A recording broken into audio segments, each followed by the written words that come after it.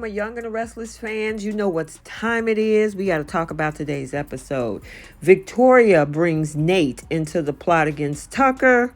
Adam warns Jack about Victor and Kyle's plot. And Sally decides to keep paternity testing from Adam. Welcome back to CBS Soap Dish Recap, where we recap everything CBS Soaps, both the Young and the Restless and the Bold and the Beautiful. This is your Young and the Restless recap for February 7th, and without any further ado, let's talk about today's episode. Okay, so let's start out over at the Abbott estate where we see Jack and Diane are having a bit of breakfast together and look like he has to tear himself away from her to get to the office. They're acting like a couple of teenagers, and she said that she had to go to the hotel to get a few change of clothes, and he was like, look, you're more than welcome to just leave a few things over here. Oh, that's sweet. But she is afraid, though, of how Kyle is going to react. Really? Kyle? Who cares? He can't talk that way after everything. He's living there himself. Now, maybe Kyle should move. I mean, he does run his own company, and Nosy Summer need to also buy their own house. Jack, of course, is smiling again, even though a lot of you guys don't like Diane. So now we're over at the Grand Phoenix where we see Sally scheduling her paternity test. And she says that she's going to call Nick to see if he's available. Then she's going to call Adam. She's like, why contact Adam at all? Just get a sample of Nick. She's not a match. Then we'll know that Adam is the father unless they tell him. However, they do share the same DNA through Victor, so the test might just come inconclusive. We don't know.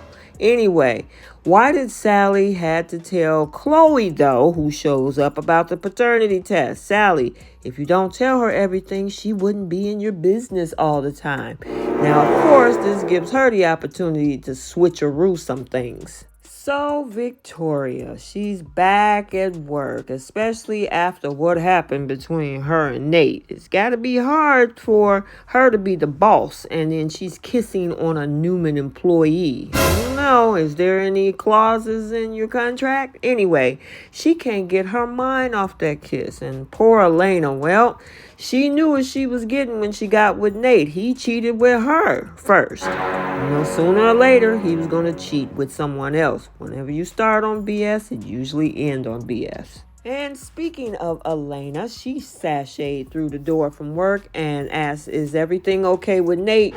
He grabbed her, he kissed her. Yeah, that guilty conscience. Elena, you just kissed Victoria. Ew.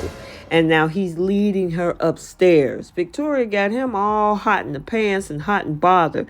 I hope he don't call out the wrong name. I mean, Elena, I'll have to ask, who's Victoria?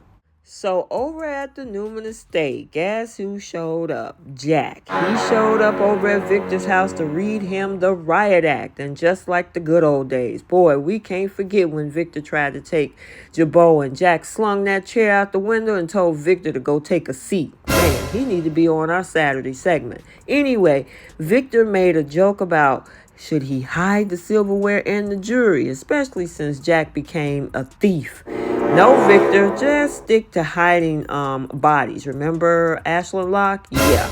Jack told him that he was there to offer him a word of warning. He told Victor, you might have lost your son, but you're not going to use Kyle for an underhanded plot.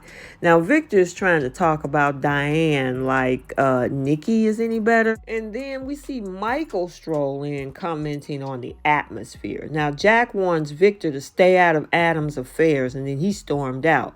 Michael sits down and tells Victor that Tucker's company is in a whole lot of debt, and buying that up is going to give them the leverage, but not the control. And of course, Victor leaned over and said, you know what, I'm looking forward to dealing with that SOB. Then we see Nate and Victoria, where they're talking about how they need to clear the air. Victoria told Nate that she was invigorated by what they accomplished, and they should have more meetings like that. I hope not, at least for Elena's sake. Maybe the next time, y'all need to not have a bottle of bubbly. Let's talk about Mr. Simpola Nick. Because Nick showed up, of course, and pushed his way through the door. Chloe left. And then Sally decided to ask Nick if the baby is Adam, what would you do? Nick is like, oh, well, hey, I might not like it, but you know I always have your back. Nick, you are already raising one of Adam's kids. I mean, seriously, you want one more? Anyway, said that they will cross the bridge when they come to it. Okay, Cuckoo Chloe is over at Crimson Lights, and so is Adam. And of course, when those two in the same room, expect fireworks, and not in a good way. Chloe is accusing Adam of trying to worm his way back into Sally's life. What is it to you? Adam, please do something about this girl and tell her to just stop talking crazy to you. Because, I mean, she should technically be in jail for not only putting a bullet in your belly, but blowing up the cabin that you were actually in. I mean, seriously. But she has a problem with you being a good father. I mean, it looks more like she got the hots for you. She really, really got issues with you. And sometimes you have to get out of side eye. Now, more on Adam. Adam heads over to the Abbott house, and of course, Diane hightailed it out of there. Adam wanted to speak to Jack about his future at the company before things get a little ugly. And he explained that Kyle has been digging into his performance. Now, Jack admits that Victor knows a lot, but it hasn't been really made public, and we know that definitely raised some eyebrows between the two men, which means, Jack, I think you need to have another conversation with your lying son. Looked like we had to sound a false alarm because Delphine wasn't in active labor. She was having Braxton Hicks, which is obviously, as a new mom Tessa is a concern from her. But of course, she has a conversation with Elena, who's a doctor, and she relieves Tessa's fears. The other thing is being ready to be a mom, especially since it's different with Mariah having 9 months before to prepare for the mentality of it all. But at the end of the day, Elena gave her reassurance. And then finally, over at the Grand Phoenix, we see Diane go to pick up her stuff to take it back to the Abbott estate. She runs into Tucker, who, of course, is throwing shots over at her. But Diane is in high tide, as she will not let Tucker bring her joy down. And of course, with her being in that state of mind, it got him to thinking maybe he should get his life right. And so he makes a call to Ashley to tell her, look, I need to let you know why I did what I did. I don't know if Ashley's going to accept that, but hey, he had to actually try.